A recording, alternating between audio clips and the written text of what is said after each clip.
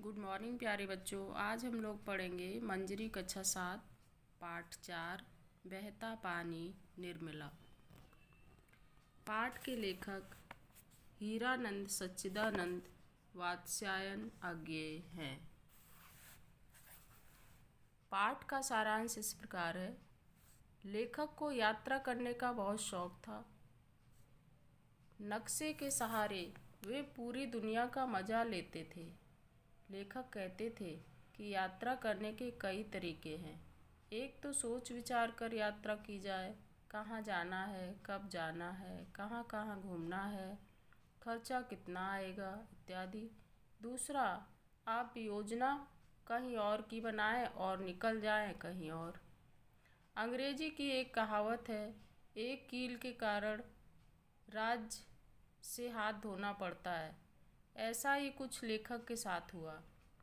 एक दांत मांजने वाले ब्रश और एक मोटर की डिबरी लेने के चक्कर में वे मुसीबत में पड़ गए। बरसात के दिन थे, रास्ता खराब था। एक दिन लेखक सवेरे घूमने निकले तो देखा कि नदी बढ़कर सड़क के बराबर आ गई है। लेखक सोनारी गांव के डाक बंगले से दूर गए और शिवसागर से 3-4 मील दूर पर थे। टूथब्रश और मोटर की डिबरी लेने की छोटी सी गलती के चक्कर में उन्हें 2-3 घंटे लग गए और जब वापस लौटे तो देखा सड़क पर पानी बड़े ज़ोर से बह रहा था। क्योंकि सड़क के एक तरफ नदी थी, दूसरी तरफ नीचे सतह के नीचे धान के खेत थे जिनकी ओर पानी बढ़ रहा था।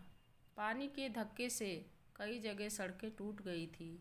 लेखक पानी होने की वजह से पीछे भी नहीं लौट सकते थे और आगे भी नहीं जा सकते थे। आगे कहीं कुछ दिखता नहीं था। सड़क के दोनों ओर लगे पेड़ों पर सांप लटक रहे थे। लेखक ने लौटने का निश्चय किया पर सड़क दिखाई नहीं दे रही थी। अंदाज से ही पक्के हिस्से पर चल रहे थे। लेखक किसी प्रकार शिवसागर पहुँचे। शिवसागर से सोनारी को एक दूसरी सड़क भी जाती थी। चाय बागानों में से होकर यह सड़क अच्छी थी, पर इसके बीच एक नदी पड़ती थी जिसे नाव से पार करना होता था। लेखक ने इसी रास्ते से जाने की सोची। लेखक इस सड़क से नदी तक पहुँचे। नदी में नाव पर गाड़ी लाद ली और पार चले गए, किंतु यहाँ भी नदी में भीषण बाढ़ आई थी। उस पार नदी का किनारा ऊंचा था। मोटर के लिए उतारा बना हुआ था, लेकिन नाव से किनारे तक जो तख्ते डाले गए थे वह ठीक नहीं थे, कमज़ोर थे। लेखक की गाड़ी नीचे गिरी, आधी पानी में आधी किनारे। लेखक जोर से ब्रेक दबाए बैठे थे।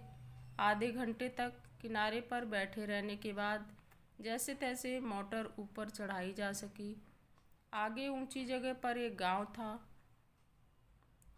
सोनारी से आए 2 साइकिल सवारों से मालूम हुआ कि वे कंधे तक पानी में से होकर निकल कर आए हैं। साइकिल कंधों पर उठाकर और मोटर तो कदापि भी उठाई नहीं जा सकती। इस तरह इधर भी निराशा थी और उधर भी निराशा। लेखक यहाँ कैद हो जाना नहीं चाहते थे, इसलिए फिर नाव पर गाड़ी चढ़ाकर उसी रास्ते नदी पार की और रात को किसी तरह शिवसागर पहुँचे। एक सज्जन ने उन्हें ठहरने की जगह दी। भोजन बिस्तर का प्रबंध हो गया, पर मन ही मन लेखक ने खुद को कोसा कि नया दांत ब्रश लेने के लिए सोनारी से ना निकले होते, ना यह मुसीबत होती। लेखक को यहाँ 12वां दिन काटना पड़ा और जब डाक बंगले पर वापस लौटे तो देखा कि वहाँ भी पानी भरा हुआ था। सब कुछ बर्बाद हो गया था। यात्रा में इस तरह की कठिनाइयाँ झेलने पर भी लेखक का मानना है कि घूमते फिरते रहना चाहिए। एक जगह टिकना तो मौत के बराबर है। ये थी आपकी कहानी बहता पानी निर्मला। चलिए अब इसका अभ्यास कार्य कर लेते हैं। लेखक ने यात्रा करने के कितने प्रकार बताए? उत्तर है, लेखक ने यात्रा करने के 2 प्रकार बताए। एक तो पहले से योजना बनाकर यात्रा की जाए, और दूसरा कि आप जाने की कहीं और सोचें और चले जाएं कहीं और। प्रश्न नंबर 2 है, लेखक ने किन स्थानों की यात्रा की? उत्तर है, लेखक ने सोनारी और शिवसागर की यात्रा की। लेखक ने अपनी यात्रा में किन किन कठिनाइयों का सामना किया? उत्तर है, लेखक जब यात्रा करने निकले तो कहीं बरसात का मौसम था, कहीं खराब रास्ता था, कहीं सड़क पानी में डूबी हुई थी, ना आगे बढ़ने का रास्ता था और ना ही पीछे लौटने का। लेखक ने ये सारी कठिनाइयों का सामना किया। वास्तव में जितनी यात्राएं स्थूल पैरों से करता हूँ उससे ज़्यादा कल्पना के चरणों से करता हूँ। इस बात से लेखक का क्या अभिप्राय है? लेखक देश विदेश के भ्रमण के शौकीन हैं। स्थूल पैरों से यात्रा करने से उनका तात्पर्य उन स्थानों से है जहाँ वे सशरीर पहुँच सकें, लेकिन जिन स्थानों की यात्रा उन्होंने अपनी कल्पनाओं में की है उन स्थानों के विषय में उन्होंने कल्पना के चरणों के शब्द प्रयोग किए हैं। एक कील की वजह से राज्य खो जाता है, कहावत को लेखक ने किस संदर्भ में कहा? एक कील की वजह से राज्य खो जाता है। यदि अंग्रेजी कहावत की व्याख्या की जाए तो इस प्रकार राज्य खोने की बात साबित हो पाएगी। एक कील की वजह से नाल, नाल की वजह से घोड़ा, घोड़े के कारण लड़ाई और लड़ाई के कारण राज्य से हाथ धोना पड़ता है। अर्थात ना लेखक टूथब्रश और मोटर की डिबरी लेने जाते और ना वे मुसीबत में पड़ते। यात्रा करने में हमें नक्शा किस प्रकार मदद करता है? नक्शे से यात्रा करने में काफ़ी सुविधा रहती है। नक्शा हमें सही रास्ता, नियत दूरी, नियत स्थान आदि की जानकारी देता है। वर्तमान में गूगल मैप जो कहीं भी आपको ले जा सकता है, गूगल मैप के सहारे आप लोग कहीं भी जा सकते हैं। तो चलिए पाठ में आए हुए मुहावरे एवं उनका अर्थ जान लेते हैं। पहला मुहावरा है, अकेला चना भाड़ नहीं फोड़ सकता।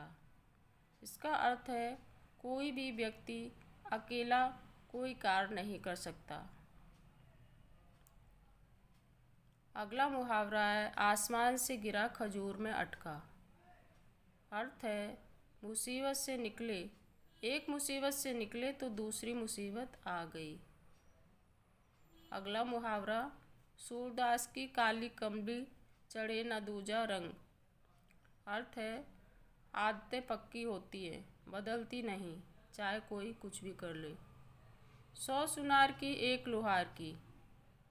अर्थ है काम को फैलाने की अपेक्षा एक बार में कर डालना अच्छा होता है।